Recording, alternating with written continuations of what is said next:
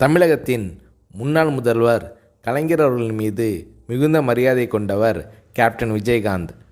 Captain Vijayakanth, Premalatha ஆகியோரின் திருமணம் கலைஞர் கருணாநிதி அவர்களின் தலைமையில் 1990ஆம் ஆண்டு ஜனவரி 31 நடைபெற்றது.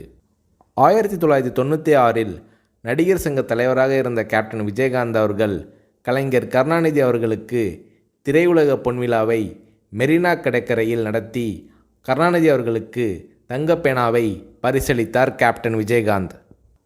கருணாநிதி அவர்களும் விஜயகாந்த் அவர்கள் மீது மிகுந்த அன்பு கொண்டவர். கேப்டன் விஜயகாந்த் அவர்களுக்கு புரட்சி கலைஞர் என்ற பட்டத்தை கலைஞர் கருணாநிதி அவர்கள் வழங்கினார். கலைஞர் கருணாநிதி அவர்களின் மறைவின் போது அமெரிக்காவில் சிகிச்சைக்கு சென்றிருந்த கேப்டன் விஜயகாந்த் அவர்கள் அங்கிருந்து வீடியோவில் கண்ணீர் மல்க அஞ்சலி செலுத்தினார். அமெரிக்காவிலிருந்து திரும்பிய பிறகு நேராக கலைஞர் கருணாநிதி அவர்களின் நினைவிடம் சென்று மரியாதை செலுத்தினார் கேப்டன் விஜயகாந்த்.